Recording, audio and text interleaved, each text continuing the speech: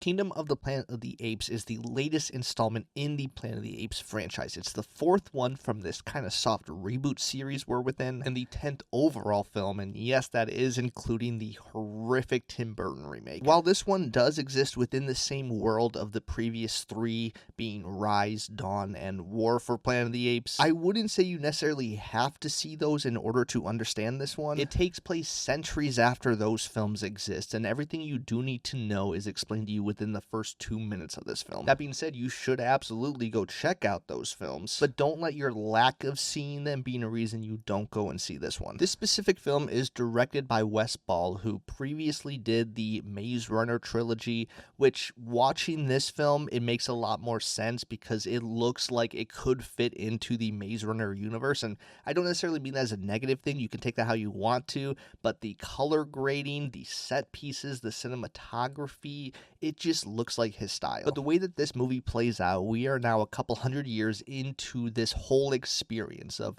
apes evolving at a rapid pace and at the same time humans de-evolving, and we're introduced to this brand new tribe of apes, specifically the character Noah. He's a part of this eagle tribe where they literally bond with eagles, train them to be their pets, and also go out and hunt for them. But the interesting thing about this film is it seems very small scale, especially considering what is happening in the overall universe here. Part of the story is Noah discovering what is outside of his tribe and what is actually happening in the world, specifically with humans. Humans at this point are very misunderstood, especially historically, the relationships that apes had with humans. So when he comes in contact with our human protagonist, May, played by Freya Allen, it's a journey of them learning about each other, their history, and kind of where their goals might overlap. And I think this was one of the most interesting parts about this movie because the two of them butt heads a lot in pretty dramatic ways. They do not agree at all on what the end goal should be between humans and apes, and there's so much tension between them while there's this understanding that we need to work together at least for this time. As they go on this adventure,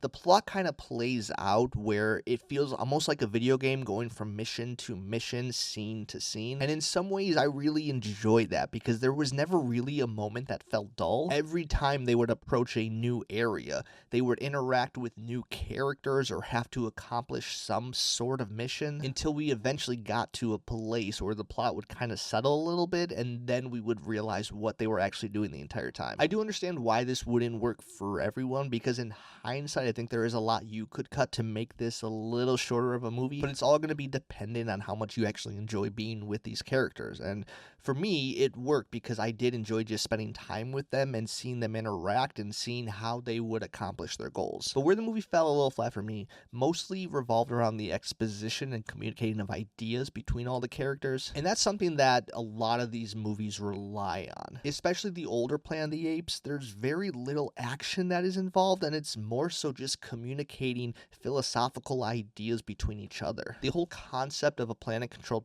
by apes can be a metaphor for many different things, and every single movie within this franchise sort of takes a stab at something unique. The thing that this one tries to communicate is the idea of legend and myth and even a bit of religion mixed in. It really emphasizes the value of history and the importance of communicating it correctly for future generations, and how after generation, stories can be misinterpreted and even weaponized to create something they were never meant to create. And so in theory, I really enjoy that this movie is kind of taking a stab at this issue. I just don't think it was a fully flawless execution, especially with the dialogue and having to take moments to completely stop the film to explain what they're trying to say. But once we get to the end, fully understanding what this movie is saying, and we get to actually see it play out, I was on the edge of my seat. The set pieces and action sequences are very well done, and of course, like all of these movies, the technology and CG effects are beautiful. And I think this movie does exactly what it needs to do, and that is